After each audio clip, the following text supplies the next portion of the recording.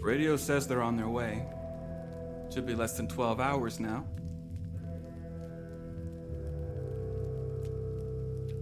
Who's this they? No idea. But if they're going to be bringing something back from the outside, outside the wall, it's probably someone at the top or above it.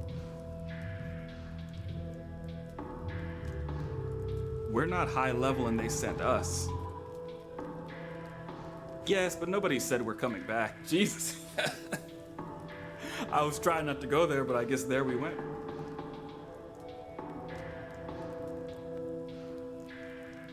What are you talking about? Do you follow the scripture, Eli? You mean that superstitious nonsense they use to control us? That's gotta mean. I'll go with this. No, George, I follow science. As do I. I never thought the two to be mutually exclusive, but now I'm not so sure. Are you familiar with the story of the sighted skeptic? Are you familiar with the story of the sighted skeptic? Can't say that I have, enlighten me. Yeah, that feels like a typo. That doesn't match what he said. Oh no, did I pick, are you gonna convert me? Damn it. Oh well.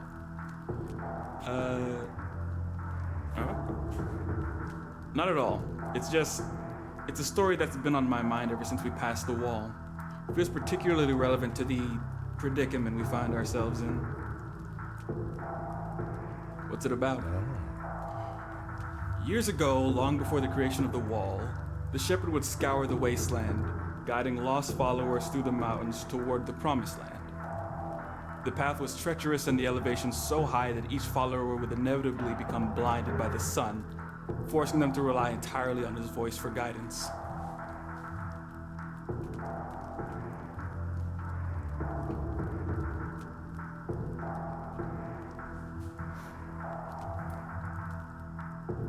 Wouldn't the shepherd just give them sunglasses? No, I'll just nod. I'll listen. I'll be not a dick and listen. Once they reached the city, the shepherd promised to guide them towards the ocean, where their sight would be restored by heading by the healing waters of the Great Bloom.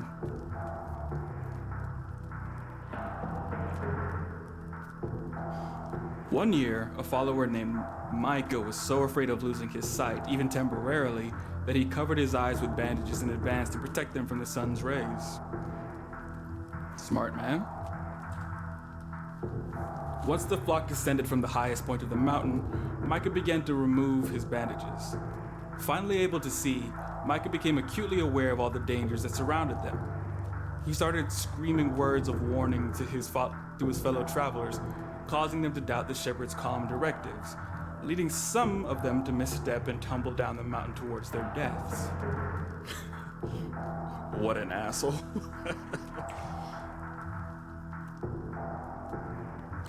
This chaos caused Micah's warnings to become even louder, even more hysterical. Even more of the followers began to lose their footing and began to fall. Desperate to stop this carnage, the shepherd marched towards Micah and struck him with his staff until he fell unconscious. With Micah silenced, the followers were soon able to continue along the path, following the shepherd's calm and trusted voice toward the city where their sights were soon restored, and the rest of their days were spent in health and prosperity. What happened to Micah? It's believed that Micah remains at the top of that mountain to this very day, where he screams into the void, too paralyzed by fear to move forward.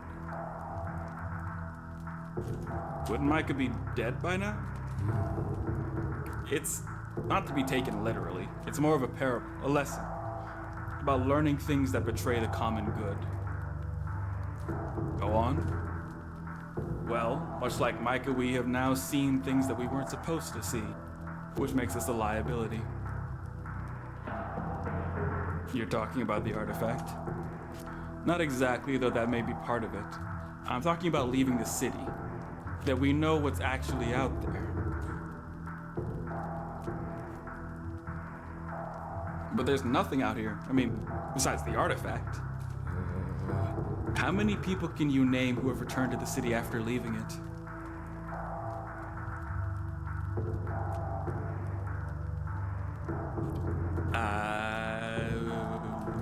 All those people in the story? That's in the early days, though, before the outside became the waste, and it's just a story. Then we're the first. And why do you suppose that is? Why has no one else ever come back from beyond the wall?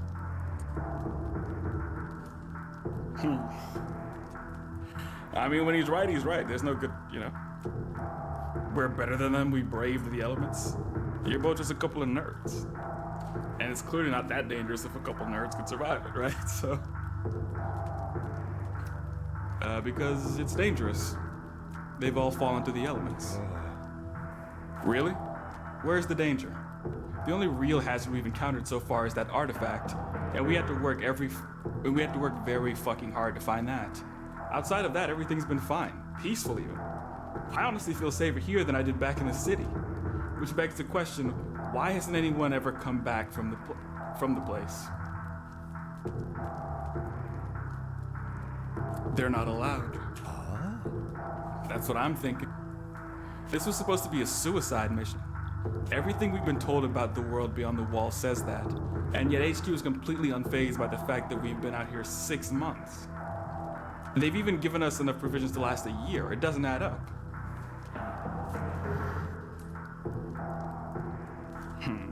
I mean, we definitely know some shit. That's not true. They just want us prepared. Maybe they're just optimistic. Or maybe the real danger isn't out here. Maybe it's on the way.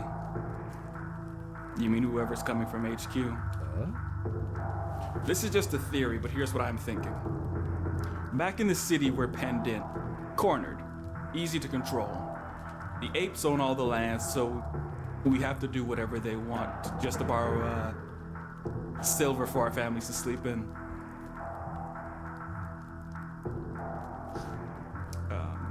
Scarcity is key, Eli.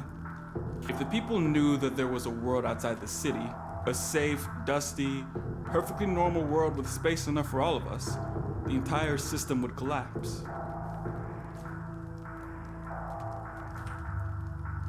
So what, this is all about control? Real estate? In a way, if you could leave the city and start your own thing, wouldn't you? I mean, I would, yeah. The city is all there is. Let me ask you something, Eli.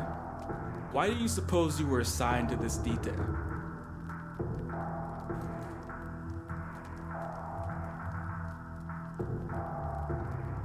Because it's my job? You need to stop deluding yourself, Eli. No team has ever come back from beyond the wall. We're on a suicide mission. For an outsider like me, this was always going to be the retirement plan. That's just how Science City works. But you're still young, connected. You must have upset some really powerful people to get assigned a detail like this. So what happened? My team was working with radiation waves to persuade test subjects to adopt more desirable behaviors. I could see where it was heading and leak some of the info to the press. You're the reason they shut down the mind control project? Wow. They were just about to move public testing too. I'm impressed, Eli. Here I was thinking you were just some stuck-up, Failson? But it turns out you were a hero this whole time. Most people would have done it. I was just in the right place at the right time. Well, either way, it proves my theory. We're both beyond expendable in the eyes of HQ. Honestly, I'm surprised they didn't kill you already. So what about you? What did you do to land this assignment? I got old, Eli. Not as glamorous a reason as yours, but with my retirement coming up, and I suppose the number of crunchers realized a detail like this would save them on pension. Wouldn't be the first, and definitely not the last. Sounds about right. So, it looks like we've got 12 hours left together. How do you want to spend it? Let's find a way out of this. I was hoping you'd say that. So what's the plan? How do we fight this? Let's kill whoever's coming before they kill us. Not likely. Let's convince them we killed it. Nope.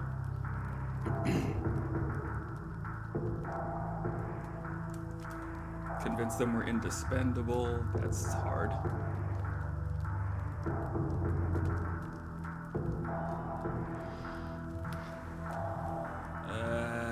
None of these seem good, man. I know I kind of ridiculed the kill them option, but probably not. I mean, we scientists, maybe we could do some science shit, blow them up, I don't know. With what? Some cooling spray? A busted beaker? HQ gave us everything we need out here except weapons, which our visitors will almost certainly have. What else have you got?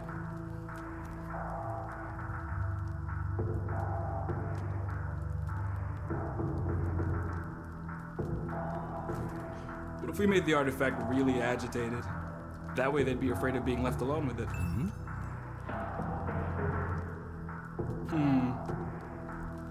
Yeah, that might work. Then they need us to come back with them to keep it under control. Could buy us some time and maybe a bit of clout. We'll have to be convincing though. I don't see any other option. Let's do it. Alright. Now, they'll probably go through the entire site to make sure we're telling the truth. So you need to make sure everything on site sells the idea the artifact is dangerous. How do we do that? You need to make sure our journals, research materials... Ugh, sorry. I saw the little smoke in the background here and I thought something was pulling up on us. That freaked me out. Shit, they're already here.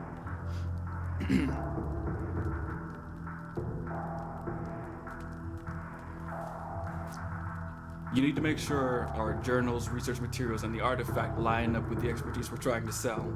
Any contradiction to our story could kill us. Gotcha. Alright, go get everything in order. Jesus, that music. I'll be here to keep the fire going if you need me. Will do, thanks, George. I don't like that I'm doing all this shit and George is just like... Anyway, I'm gonna keep the fire going. The kind of guy George is, I don't trust him to actually be on my side. The artifact. Even after some time and all your experiments, you still aren't used to it. To think that so much of your life is centered around this strange ooze-like thing. Something within you shudders. The discomfort is unavoidable. Take a closer look. You catch glances of the creature inside the pod as it sways slightly to the side, as if watching you.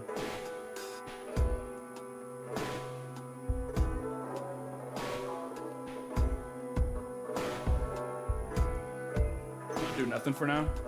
I'll come back and agitate it at the end, but like...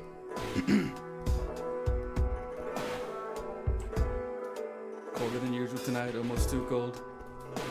I'm afraid that if I really agitate it, it might be strong enough to break out. Bunker. Darkness or not, that place couldn't look any less inviting. Okay, dark is all hell. Box, ground zero. Odd, even after the discovery of the century, I still wish we had more to show for. Deep end. Nope, still hate coming down here.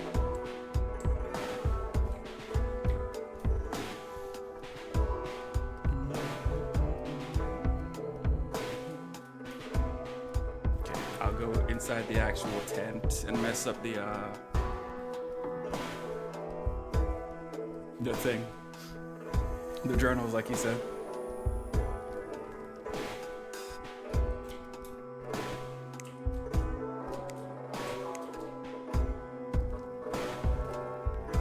I like this one. I like this one. Screenshot that.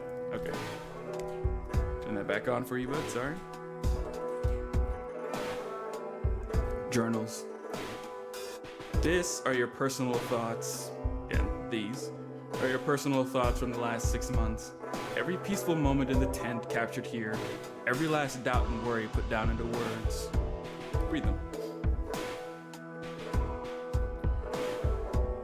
The first entry that catches your eye is the one you made the morning of the discovery.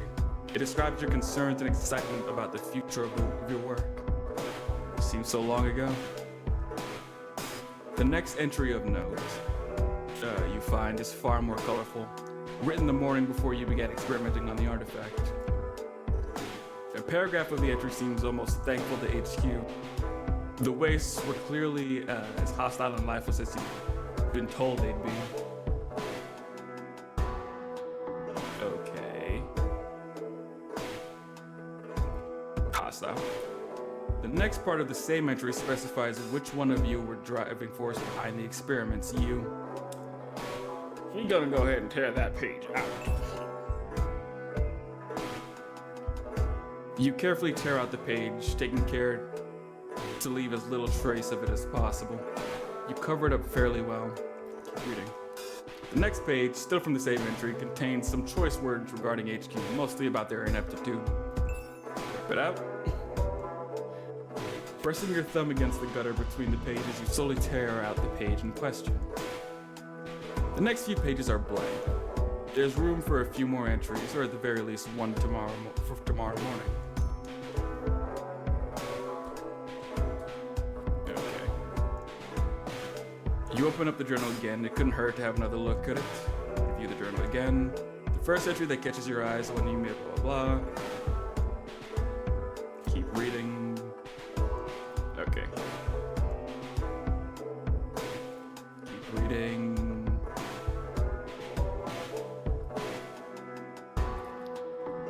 All right. I should let George know that the plan. I should let George know what the plan is before I get some rest.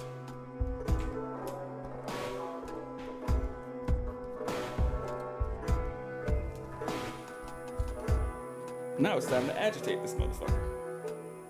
Insert the pressure inside the pod, agitating it. Twisting the valve, the creature does the same. It folds over, solidifying. Thin black pseudopods lash out of the glass. Certainly agitated now. All right, George. How's the prep coming? I think everything's ready. You sure? Yes. Good. Then it's just a matter of time. Go get some rest. We need to be up at our sharpest when this visitor arrives. You coming? I'd like a few more minutes to gather my thoughts. Besides, someone needs to make sure the fire goes out. I don't trust George, man. I don't trust this George motherfucker at all. Good night, Eli. Good night, George. You fucking traitor. I know what you're gonna do. You're gonna say this was all on me and pin it on me and side with them or do whatever the fuck you're gonna do. I don't. You're a snake, George. I can already tell you a snake.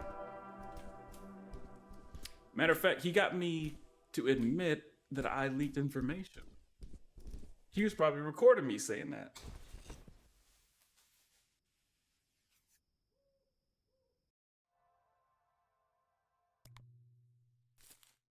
You and George decided to tell the visitor that nothing conclusive had been found, and that further research far from the city would be required.